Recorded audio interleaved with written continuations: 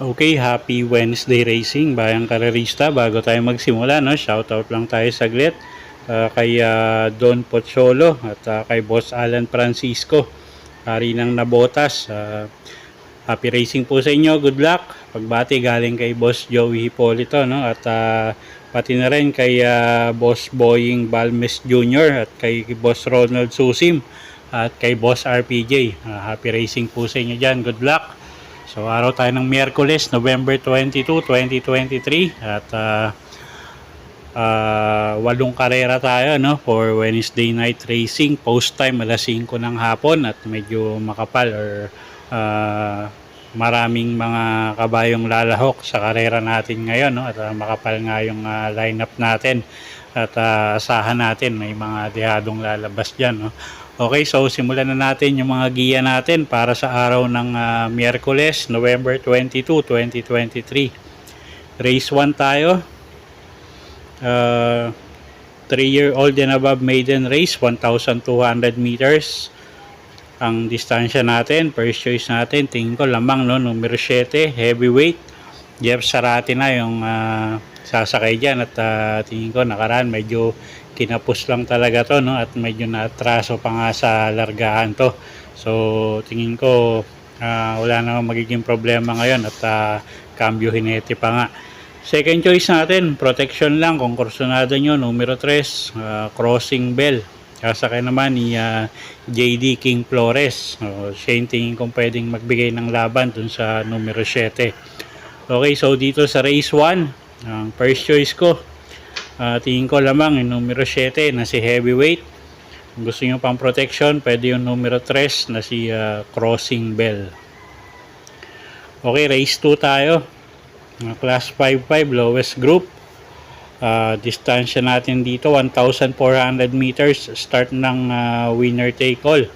Okay, anybody's race agad to. Race 2, no? At alam nyo naman, lowest group.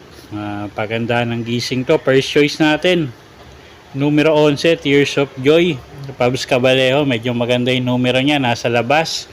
At tingin ko angkop din yung distansya, no, 1,400 meters. So tingin ko makakaremati to. Second choice natin, yung numero 9 na si Air Class, nasasakay ni apprentice rider JR Heliada.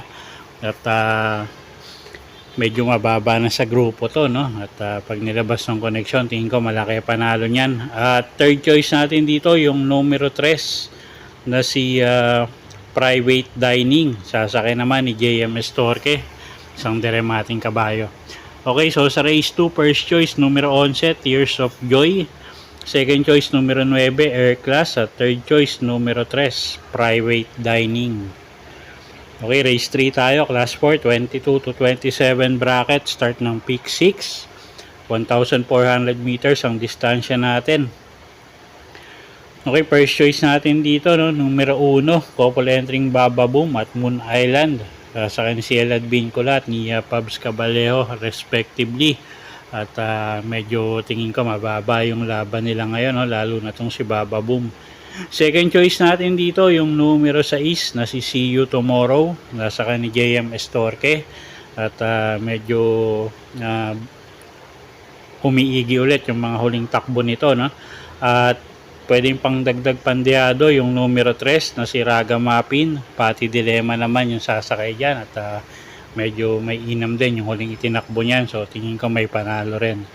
Okay, so sa race 3, first choice, couple entering numero 1, Baba Boom at Moon Island. Second choice, numero 6, See You Tomorrow. At third choice, numero 3, Raga Mapin. Okay, race 4 tayo. Class 5-5 ulit. Lowest group ulit tayo. 1,400 meters. Start ng peak 5. Anybody's race na naman. First choice natin, numero 6, full payment. Nasa kaniya apprentice rider Charles Reyes. At isang diremating kabayo. At tingin ko malaki panalo ngayon. Angkop yung distansya, no? Second choice natin yung numero 9 na si Ran Yumiran. Sasakay naman ng isa na namang apprentice rider, JC De La Cruz, no? At tingin ko medyo may panalo rin. Maganda yung numero niya. At nakaraan medyo may kainaman din yung tinakbo nito. So tingin ko mag-i-improve pa si Caballo, no? Third choice natin dito, yung numero 4 na si Mount Amandiwing. Sasakay naman ni CL Advincula. Okay, so sa race number 4, first choice nga, numero 6, full payment. Second choice, numero 9, Ran Yumiran. Third choice, numero 4, Mount Amandiwing. Okay, race 5 tayo, class 5, 11 to 15 bracket, 1,400 meters ang distansya, start ng peak 4. Isa na naman anybody's race to. First choice natin dito, no? Yung numero 12 na si Hook the Hustler. Nasasaka ni Patty Dilema at medyo may kagandahan yung tinakbo nito nung huli. At tingin ko mag-uumento pa si Caballo.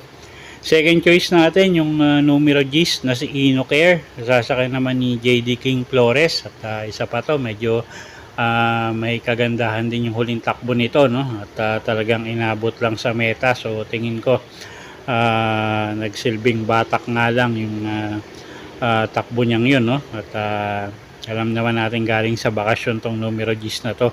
At kuha tayong third choice dito, yung numero 13 na si Destiny. Sasakay naman ni JM Estorque. Okay, so sa race 5, first choice nga, numero 12, Hook the Hustler. Second choice, numero 10, Inocare. At third choice, numero 13, Destiny. Okay, race 6 tayo, class 5, 6 to 10 bracket. Distansya natin, 1,400 meters. Okay, medyo magulong karera na naman to, no? First choice natin, numero 7, couple entering ayuda at advocacy. Nasasakay ni JM Estorque at CL Advincula. At tingin ko medyo mababa sa laban to, no? At sila nga yung first choice natin. Second choice, numero 2, fast sailing. Sasakay ni Noel Lunar. At medyo nag-i-improve yung mga huling takbo nito. So tingin ko mag-uumento pa. May panalo rin yan. At kuha tayong third choice, numero 5, La Republica. Sasakay naman yan ni Elvin Abrea, ang gamay ng hinete.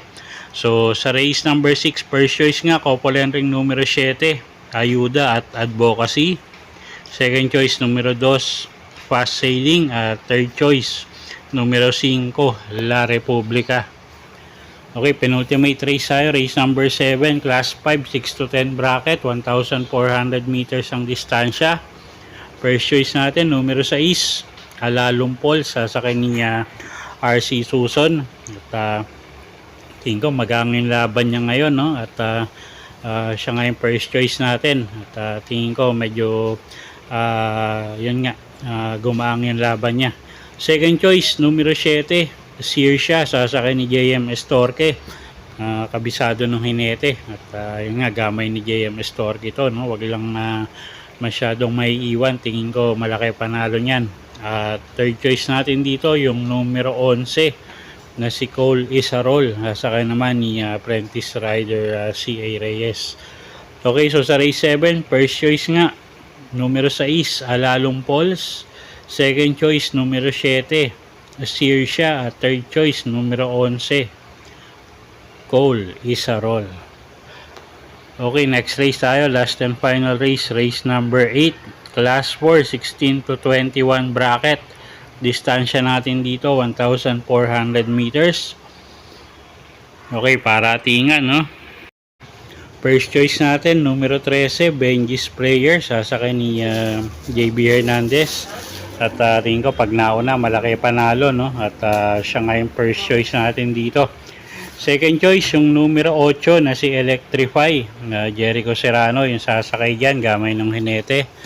At wag lang masyadong malayo yung panggagalingan. Tingin ko may panalo, may tsamba, no? So siya yung second choice natin. At pwedeng pangdagdag sa paratingan kung kursonada nyo, no? Yung numero 7 yung Gini, Patty Dilema na yung sasakay dyan. At yung numero 2 na si I Tell You. na galing sa panalo. Sasakay naman ni Lester F. Jesus. Okay, so sa race 8, first choice nga numero 13, Benji Sprayer. Second choice numero 8, Electrify. At pwedeng pangdagdag sa paratingan yung numero 7 na si Gingini at numero 2 na si I Tell You. Okay, so yun po yung mga giya natin para sa araw ng Miyerkules, November 22, 2023. Sana po yung makatulong sa pagpili nyo ng mga tatayaang kabayo. Inulit ko po, kayo pa rin po masusunod kung saan nyo itataya yung pinagpaguran yung pera. Good luck po at happy Wednesday racing, bayang karerista.